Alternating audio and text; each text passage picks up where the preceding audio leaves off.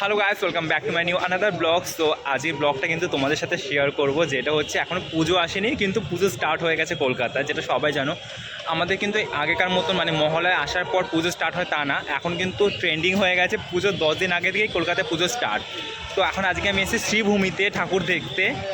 আর এখানে এসে দেখতেই পাচ্ছ আমার ব্যাকগ্রাউন্ডটা, যে মানে বুঝতে পারবে না যে এখনও পুজোই আসেনি, মানে মহালয়া স্টার্ট হয়নি কিন্তু পুজো স্টার্ট। তো এটা কিন্তু খুব অসাধারণ, সব লাইটিং করা স্টার্ট, প্যান্ডেল বানানো স্টার্ট, আর ঠাকুরও চলে এসছে। তো মজা কিন্তু প্রচণ্ড। তো আমার সাথে কিন্তু ব্লগটা দেখতে গেলে আমার সাথে কন্টিনিউসলি থাকো, খুব ভালো ইন্টারেস্টিং একটা ব্লগ হতে চলছে আজকের জন্য। যতটা পারবো তোমাদের সাথে শেয়ার করব এবং দেখানোর চেষ্টা করব। তো চলো লেটস সি। তো এবার আমরা চলে এসেছি গেটের সামনে, মানে যেখান দিয়ে হচ্ছে শ্রীভূমির ঠাকুর ঢুকবো সেই জায়গাটাতে। আর লাইটিং তোমরা দেখতেই পাচ্ছ, যে দেখে কেউ বলবে না যে আমি নিজেই চোখে বিশ্বাস করতে পারছিলাম না। তো তোমরা হয়তো দেখে নিজেরাও শক হয়ে যাবে যে এখনও মহালয়া স্টার্ট হলো না কিন্তু এখানে পুজোর ভাইব স্টার্ট হয়ে গেছে। কাজ কিন্তু এখনও অনেক বাকি, দেখতেই পাচ্ছ পুরো বাঁশ দিয়ে এখনও কাজ স্টার্ট চলছে, মানে কন্টিনিউয়াসলি হচ্ছে। আর এটা সেই মেন গেটটা, মানে যেটা হচ্ছে রাস্তার মাঝখানে যে গেটটা বানানো হয় প্রত্যেক বছর, সেই গেটটা। আর লাইটিং তো আর কি বলবো, লাইটিং তো খুব সুন্দর করা হয় শ্রীভূমিতে। প্রত্যেক বছর এক রকমের লাইটিং হয় কিন্তু দেখতে কিন্তু অসাধারণ লাগে। আর এই বছরের লাইটটাও কিন্তু ঠিক তেমনই হয়েছে, মানে যেমন প্রত্যেক বছর করে আসে। আর চারদিকে একবার দেখো, জাস্ট ভাইবসটা দেখে তোমাদের কি মনে হচ্ছে আমাকে কিন্তু কমেন্টসে জানাবে। যে এখন পুজো আসলো না কিন্তু পুজোর ভাইব স্টার্ট হয়ে গেছে। আর এখানে যে প্যান্ডেলের থিমটা, সেটা কিন্তু এখন তোমরা সবাই জেনে গেছো। শ্রীভূমি কিন্তু এবার যেটা থিম করেছে সেটা হচ্ছে সাউথ ইন্ডিয়ানের তিরুপতি বালাজি যেটা মন্দির আছে তার আদলেই করা হয়েছে এবছরের শ্রীভূমির থিম। এবার আমরা চলে এসেছি স্বামী বিবেকানন্দের যে স্ট্যাচুটা তার সামনে। এবং আমি ভেবেছিলাম হয়তো আমি একমাত্র পাবলিক আছি যে হয়তো এত আগে ঠাকুর দেখতে বেরিয়ে গেছে বা ব্লগ শ্যুট করার জন্য, কিন্তু না, আমার মতন মেন্টাল মানুষ আরও হয়তো অনেকে আছে। আর এখানে কিন্তু লোক কিন্তু প্রচুর, আমি একা না, তারাও অনেকে দেখতে এসছে, এখন থেকেই তারা ভিড় জমাচ্ছে। তাহলে ভাবতে পারছো তো মানে পুজো আসলে কি অবস্থাটা হয় শ্রীভূমির। ঠিক আছে। আর লাইটিংটা, এই লাইটিংটা কিন্তু আমার খুব ভালো লেগেছে। আর এর পাশে কিন্তু এখনও কাজ চলছে, কাজ কিন্তু কমপ্লিট হয়নি। আর এই লাইটিংটা আমার দেখে আমি একটু ভালো একে জুম আউট করি, বিকজ আমার এই লাইটিংটা খুব ভালো লেগেছে।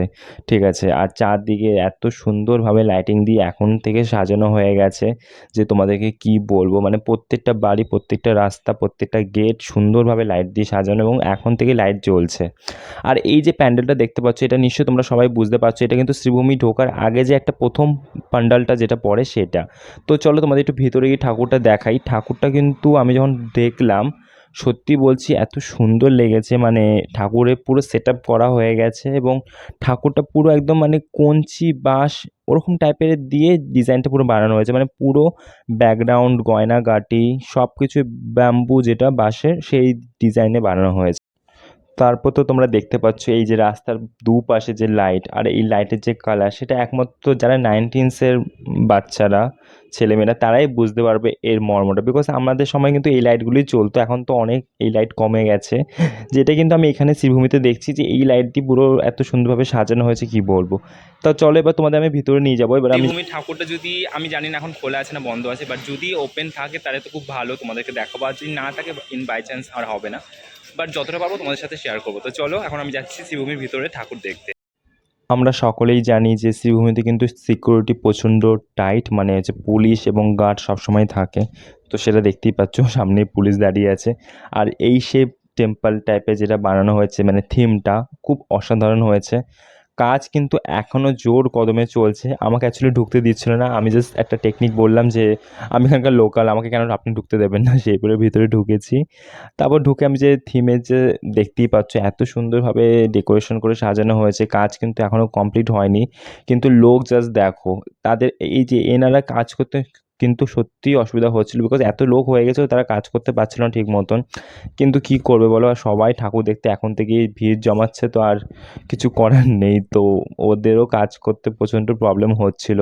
তো আমি জাস্ট তাড়াতাড়ি করে ভিডিও ক্লিপটা নিলাম এবং সরে গেলাম। এবং বুঝতেই পারছো ঠাকুরের মুখ ঢাকা, দেখা যাবে না। সরি গাইস, আনফর্চুনেটলি হলো না, বিকজ এখন ঠাকুর এখানে দেখা যাবে না, আর এখানে প্রচণ্ড ভিড় হয়ে গেছে। আর অবভিয়াসলি এটা একটা, যদি ঠাকুর এখন ওপেন হয়ে যায় তাহলে কিন্তু আমাদের ঠাকুর মানে পরে আর আরও বেশি ভিড় হয়ে যাবে। তার জন্য ঠাকুরের মুখ বন্ধ আছে, শুধু বাইরে থেকে তোমাদের যতটা পারছি প্যান্ডেলটা দেখাচ্ছি। আর কিছু নেই, ঠাকুর দেখা যাবে না এখন। আসতে হবে ঠাকুর দেখতে গেলে কিন্তু পুজোর সময় আসতে হবে। এটা হচ্ছে সেই শ্রীভূমি স্পোর্টিং ক্লাব, যেটা হচ্ছে মণ্ডপের পাশে যেটা সেই ক্লাব। তো তোমার সাথে আজ একটা জিনিস শেয়ার করব, সেটা হচ্ছে এই যে ইনি যে মিস্টার সুজিত বোস, তাকে ফার্স্ট টাইম আজকে আমি নিজে দেখলাম। বিকজ আমি কে অনেক সময় ব্যানারে বা টিভিতে দেখেছি, ব্যানার পোস্টারে এগুলোতে দেখেছি। ফার্স্ট টাইম নিজের চোখে আজকে দেখলাম। তো আমি জাস্ট একটা ক্লিপ নিচ্ছিলাম, তো হঠাৎ করে দেখি এই সামনে চলে এসছে। তো ভাবলাম ঠিক আছে আমিও একটু ক্লিপটা নিয়ে নিই, বিকজ আমি কোনোদিনও দেখিনি। তো সামনে থেকে ফার্স্ট টাইম দেখলাম। আর আই থিঙ্ক এইটা মনে হয় এনার বাড়ি হতে পারে, বিকজ আমি ঠিক শিওর না, বাট ইনি এখানে ঢুকলো তো মনে হলো হয়তো এনার বাড়ি এটা। তো দেন আমি একটু ক্লিপটা নিয়ে নিলাম, তারপর বেরিয়ে গেলাম ওখান থেকে, থাক তার পার্সোনাল লাইফ। দেন তারপর আমার এত খিদে পেয়েছিল, সিরিয়াসলি বলছি, সকাল থেকে এত টায়ার্ড ছিলাম হাঁটতে হাঁটতে। দেন আমি চলে গেলাম একটা বিরিয়ানির শপে। আর অবভিয়াসলি পুজোর সময় যদি বিরিয়ানি না খাই তাহলে বাঙালি বলে মনেই হবে না। তো এখানে যে আসলাম বিরিয়ানিটা খেতে, সত্যি বলছি তোমরাও ট্রাই করতে পারো। বিরিয়ানির কিন্তু টেস্টটা সত্যিই আমার খুব ভালো লেগেছে। মানে কোনো বাজে একটা স্মেলও ছিল না, টেস্টও ভালো ছিল, আর রাইসগুলো খুব সুন্দর ছিল। তো আমি এটা খেয়ে একটা কোল্ড ড্রিঙ্কস নিয়ে নিলাম, গলাটা প্রচণ্ড শুকিয়ে গেছিলো, তো একটা কোল্ড ড্রিঙ্কস খেয়ে আমি বেরিয়ে গেলাম। তো এবার আমাকে বেরাতে হবে, বিকজ অনেক লেটও হয়ে গেছে আর আমি প্রচণ্ড টায়ার্ডও হয়ে গেছিলাম। আর এটা সেই ক্লক টাওয়ার, যেটা হচ্ছে তোমার লেক টাউনের সামনেই রয়েছে, সবাই চেনো। তো এখানে গেলাম, দেন এবার আমাকে বাড়ি ফিরতে হবে, গাড়ি ধরতে হবে। তো আজকের মতো আমি ব্লগটা এখানে শেষ করতে চাইছি, বিকজ আমি এত টায়ার্ড হয়ে গেছিলাম। আমার নিশ্চয়ই ফেসিয়াল দেখে, মানে ফেস কাট দেখে তোমরা বুঝতে পারছো আমার চুল টুল কী অবস্থা। আর এত গরম ছিল যে আমি ঘেমে পুরো স্নান হয়ে গেছি। দেন আমাকে আর কিছু করার নেই, এবার আমাকে বেরাতে হবে। তো প্লিজ ভালো লাগলে একটা লাইক কমেন্ট শেয়ার করতে ভুলবে না। আজকের মতন টাটা বাই বাই, দেখা হচ্ছে নেক্সট একটা ব্লগ নিয়ে। तो लाइक मारो और सब्सक्राइब का बटन जरूर दबाना।